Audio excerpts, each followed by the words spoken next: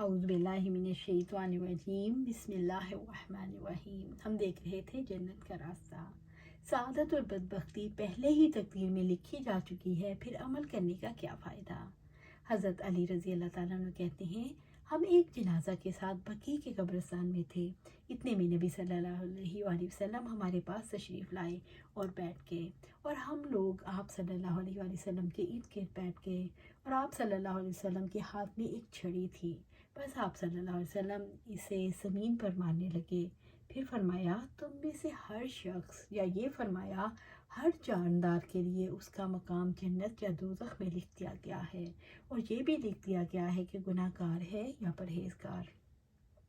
ایک شخص نے عرض کی، یا رسول اللہ صلی اللہ علیہ وآلہ وسلم، کیا ہم اسی بات پر اعتماد کر کے عمل کو چھوڑ نہ دیں، کیونکہ جس کا نام پرہیزگاروں میں لکھا ہے وہ ضرور نیک کام کرے گا، اور جس کا نام گناہ گاروں میں لکھا ہے وہ برائی کی طرف جائے گا۔ تو آپ صلی اللہ علیہ وسلم نے فرمایا، ہاں، جن کا نام پرہیزگاروں میں ہے ان کو نیک کام کرنے کی توفیق دی جائے گی، اور جو گناہ گار ہیں ان کو برائی کرنے کی توفیق ملے گی۔ پھر آپ صلی اللہ علیہ وسلم نے یہ آیت تلاوت کی، جس نے اللہ تعالیٰ کی راہ میں مال دیا اور پرہیزگاری اختیار کی اور دین اسلام کو سچ مانا، اس کو ہم آسانی کے گھر یعنی جنت تک پہنچنے کی توفیق دیں گے۔ سورۃ اللیل آیا 5 سے 7۔ نبی صلی اللہ علیہ وسلم نے نہایت ہی حکمت سے بھرپور جواب دیا کہ عمل کرو، یعنی تم پر جو عبودیت واجب ہے اسے لازم پکڑو، اور ربوبیت کے کاموں میں دخل اندازی نہ کرو۔ اللہ تعالیٰ نے تقدیر بنائی ہے، اس نے اسباب مہیا کیے ہیں، اس نے اپنی حکمت کے ساتھ سب کے لیے وہ راستہ آسان کر دیا جس کے لیے اسے پیدا کیا گیا۔ دنیا کی طرف آخرت کے مسالے اسباب کے ساتھ مربوط ہیں۔ جس کو یہ بات سمجھ آ جاتی ہے وہ آخرت کے لیے سخت جدوجہد کرتا ہے۔ اللہ تعالیٰ کی ساری کتابیں اور احادیث نبوی صلی اللہ علیہ وسلم میں یہی بات بتائی گئی کہ تقدیر کا پہلے لکھا جانا عمل کرنے سے نہیں روکتا، بلکہ محنت اور عمل صالح کی رغبت اور حرص کا سبب بنتا ہے۔ رسول اللہ صلی اللہ علیہ وسلم سے سوال کیا گیا، ہم دعاؤں کے ذریعے سے علاج کرتے ہیں اور دعاؤں کے ساتھ دم کرتے ہیں اور دفاعی اشیاء کے ذریعے اپنا بچاؤ کرتے ہیں، کیا یہ چیزیں اللہ تعالیٰ کی تقدیر میں ہیں؟ سے کس چیز کو روک سکتی ہیں؟ فرمایا، یہ بھی اللہ تعالیٰ کی تقدیر میں شامل ہے۔ اس کا مطلب یہ ہے کہ خیر اور شر کو اللہ تعالیٰ نے تخلیق کیا، اور ان میں سے ہر ایک کے لیے اللہ تعالیٰ نے اسباب پیدا کیے۔ اللہ تعالیٰ اس بات کو پسند کرتے ہیں کہ بندے ایمان لائیں، تو کیا اللہ تعالیٰ کی قدرت میں یہ ممکن نہیں کہ تمام بندوں کو مومن بنا دے؟ اللہ تعالیٰ یہ قدرت رکھتا ہے کہ سارے بندوں کو مومن بنا دے، جیسے کہ اس نے فرمایا، اور اگر اللہ تعالیٰ چاہتا تو تم سب کو ایک ہی امت بنا دیتا، مگر تاکہ وہ اس میں تمہاری آزمائش کرے جو اس نے تمہیں عطا کیا ہے، پھر تم بھلائیوں میں سبقت لے جاؤ۔ تم سب کو اللہ تعالیٰ کی طرف پلٹ کر جانا ہے، پھر وہ تمہیں اس چیز کے متعلق بتائے گا جس میں تم اختلاف کرتے رہے۔ سورۃ المائدہ آیا 48۔ اللہ تعالیٰ نے اپنی حکمت کے تحت سب کو مومن نہیں بنایا۔ اللہ تعالیٰ کی حکمت کا تقاضا ہے، اس کی الوہیت، ربوبیت اور اسماء و صفات اس کا تقاضا کرتے ہیں۔ اللہ تعالیٰ کے افعال پر اعتراض کرنا اس کی الوہیت، ربوبیت اور اسماء صفات پر اعتراض کرنا ہے۔ دین میں تقدیر پر ایمان لانے کا کیا درجہ ہے؟ تقدیر پر ایمان لانا اور شریعت کی پابندی کرنا ضروری ہے۔ دین کے معاملات اسی وقت درست، منظم اور مربوط ہو سکتے ہیں جب انسان تقدیر پر ایمان لے آئے۔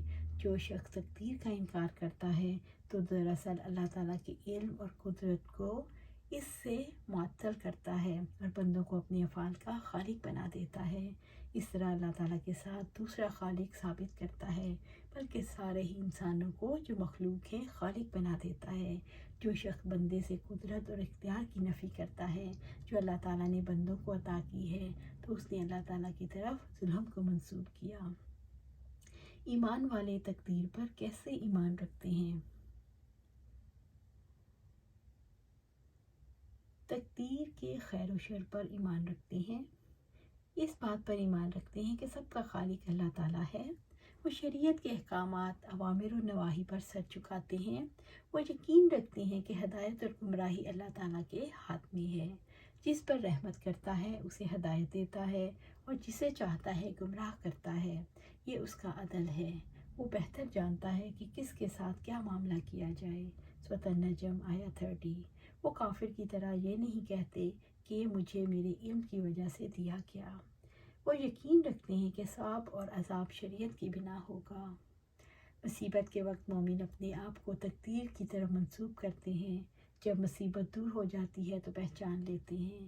وہ کافروں کی طرح یہ نہیں کہتے اگر نہ نکلتے تو نہ مارے جاتے۔ مومنوں سے جب کوئی غلطی ہوتی ہے تو حضرت آدم اور حوا کی طرح کہتے ہیں ربنا ظلمنا انفسنا وان لم تغفر لنا وترحمنا لنکونن من الخاسرین۔ اے ہمارے رب، ہم نے اپنی جانوں پر ظلم کیا اور اگر تو نے ہمیں معاف نہ کیا اور ہم پر رحم نہ کیا تو ہم ضرور نقصان اٹھانے والوں میں سے ہو جائیں گے۔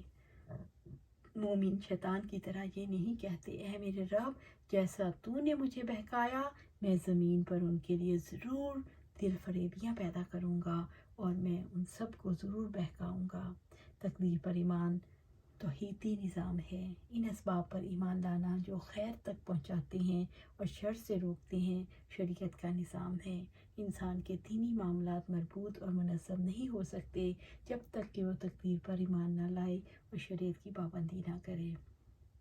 تقدیر پر ایمان لانے کے فوائد کیا ہیں؟ تقدیر پر ایمان لانے سے انسان اللہ تعالیٰ پر توکل کرتا ہے، کیونکہ اسے یقین ہوتا ہے کہ جتنے بھی اسباب فراہم کیے گئے ہیں کوئی بھی مقصد تبھی حاصل ہوگا جب اللہ تعالیٰ چاہے گا۔ تقدیر پر ایمان لانے کی وجہ سے تکبر ختم ہوتا ہے، کیونکہ اسے یقین ہوتا ہے جو کچھ ہو رہا ہے، جو مل رہا ہے، سب کا تعلق اللہ تعالیٰ کی ذات سے ہے۔ جو انسان اپنی ذات کی حقیقت کو سمجھ لیتا ہے اور اللہ تعالیٰ کی بڑائی کو پا لیتا ہے۔ تقدیر پر ایمان کی وجہ سے انسان سکون میں آ جاتا ہے۔ یہ یقین اسے اضطراب اور گھبراہٹوں سے بچا لیتا ہے۔ جو ہوگا اللہ تعالیٰ کی تقدیر کے مطابق ہوگا۔ تقدیر پر ایمان کی وجہ سے انسان اللہ تعالیٰ کا شکر ادا کرتا ہے، کیونکہ تمام انعامات کو رب کی طرف منسوب کرتا ہے، پھر اللہ تعالیٰ کی نعمتوں پر شکر ادا کرتا ہے۔ تقدیر پر ایمان کی وجہ سے انسان ہر مصیبت پر صبر کرنے کے قابل ہو جاتا ہے، کیونکہ وہ یقین رکھتا ہے کہ اللہ تعالیٰ کا لکھا ہوا حق ہے اور اس جہان میں وہی ہوتا رہا ہے اور وہی ہوگا جو اللہ تعالیٰ چاہے گا۔ تقدیر پر ایمان کی وجہ سے انسان اللہ تعالیٰ کی رضا پر راضی ہو جاتا ہے، کیونکہ وہ یقین رکھتا ہے کہ اللہ تعالیٰ کا ہر فیصلہ حق پر مبنی ہے۔ تقدیر پر ایمان کی وجہ سے انسان کے اندر خودداری پیدا ہوتی ہے، کیونکہ اسے یقین ہوتا ہے کہ اسے کوئی فائدہ نہیں پہنچا سکتا جب تک کہ اللہ تعالیٰ نہ چاہے۔ تقدیر پر ایمان کی وجہ سے انسان جرأت مند ہو جاتا ہے، کیونکہ اسے یقین ہوتا ہے کہ اسے کوئی نقصان نہیں پہنچا سکتا جب تک کہ اللہ نہ چاہے۔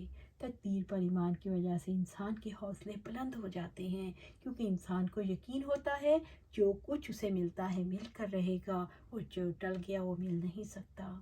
تقدیر پر ایمان کی وجہ سے انسان کے اندر سے اضطراب، ذہنی کشمکش اور خلجان نکل جاتا ہے۔ تقدیر پر ایمان کی وجہ سے انسان کے اندر تحمل پیدا ہوتا ہے۔ تقدیر پر ایمان کی وجہ سے انسان کے اندر شدید خطروں کا مقابلہ کرنے کا حوصلہ پیدا ہوتا ہے۔ تقدیر پر ایمان کی وجہ سے انسان گزری ہوئی باتوں پر رنج، غم اور حسرت میں مبتلا نہیں ہوتا۔ اللہ سبحانہ تعالیٰ سے دعا ہے کہ ہم بھی اپنی آپ کو تقدیر کے حوالے کر دیں، اللہ تعالیٰ پر بھروسہ کریں، اپنی ذات پر بھروسہ نہ کریں۔ اور یہ کب ہوگا جب ہم اپنی زندگیاں قرآن و سنت کے مطابق گزاریں گے۔ اللہ سبحانہ تعالیٰ ہمیں اپنی زندگیاں قرآن و سنت کے مطابق گزارنے کی توفیق دے اور اس پر استقامت دے۔ آمین یا رب العالمین۔